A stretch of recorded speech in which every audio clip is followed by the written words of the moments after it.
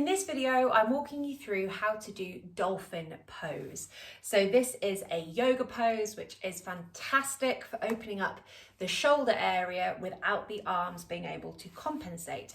I'm going to show you two ways of doing the pose. One is the sort of normal freestanding way, and the second one is using a yoga block and the wall. So I will try and orientate myself as best as I can so that you understand what I mean in the second version of it. So for dolphin pose, you're going to come to this type of position here. So we're keeping, and we're going to be on the floor like this, but we're keeping our elbows and our hands and our wrists parallel with our shoulders. So we're not doing this, we're keeping everything nicely tucked in at shoulder width apart, and we're going to be going down onto the floor.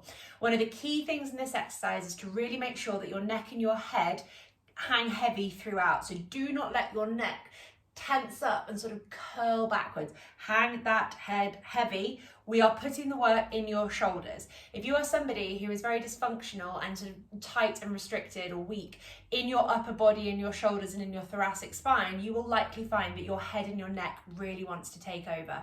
If you can't control that, do not do this exercise, because what you'll be doing is building strength into that compensation from here rather than building strength into the bit of your body that we should be really working hard in this. So this is all about stretching and working and wobbling those shoulders and mid-back as much as you can.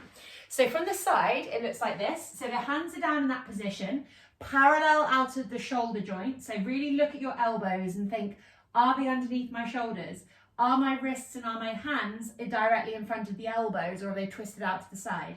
Spreading your fingers as wide as they will go, and you're trying to maintain even pressure throughout both of your hands and throughout the whole of the hand. You're tucking your toes under. Remember, your head and neck must stay relaxed. I'm going to keep craning to look at the camera, but I would not recommend that you do that. Really keep your head just completely relaxed throughout.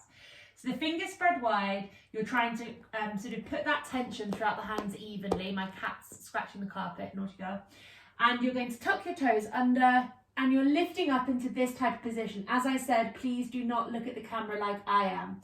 So you can see here that my shoulders remain on top of my elbows, and I'm kind of, if anything, trying to put my elbows slightly in front of my shoulders, which works the shoulders even more. So you don't want to get yourself in a position where your shoulders are really far down like this. You're trying to open up the shoulders. This is much, much harder. So we're trying to stack the elbows on top of, stack the shoulders on top of the elbows. If not, try and get the shoulders slightly further back than the elbows. And then, without changing that upper body position, you're going to walk your feet in as much as you can. Head hangs heavy. You push back through your forearms, so you're trying to push the shoulders back, but the elbows don't move. And we're remembering to breathe. And I would try and hold this for up to a minute, but it's absolutely exhausting. So that's the full pose. You saw there, I wasn't moving my hands, I wasn't moving my elbows, but I was trying to push my shoulders back in relation to the stationary elbows. So nothing was moving except for my intention was that I was pushing the shoulder back. When you get yourself into the position, that might make a bit more sense. So the next one that we're going to do, which is a really good prelude, I think, to doing that full version, is grabbing a yoga block, and we're going to go against the wall, put the yoga block, you can see a little, that's some olives, I think. So you're going to put this against the wall like so, flat on the floor, and your hands are going to be in this position here. So I've got this 90 degrees at my thumbs, and I'm kind of keeping my fingers tucked in. Still focusing on the elbows, staying at shoulder width, not spreading out. This is what we want. This is recruiting other muscles other than the intended ones that we're going after. So trying to keep the elbows tucked in. I'm going to show you this once more from the side, but then I'm going to go with my back against the wall and sort of flash my bottom at you, but you won't be able to see me quite so well. So we're literally, if we're imagining that the wall is here, hands go flat like this around the brick. It's just going to help control what you're up to. Elbows don't splay out wider than shoulders, and then we're going to kick up like this, and then having the wall behind the brick is really good for getting that push back through the forearms. So when you're against the wall, you're going to be able to use the wall as leverage to open up the shoulders even more.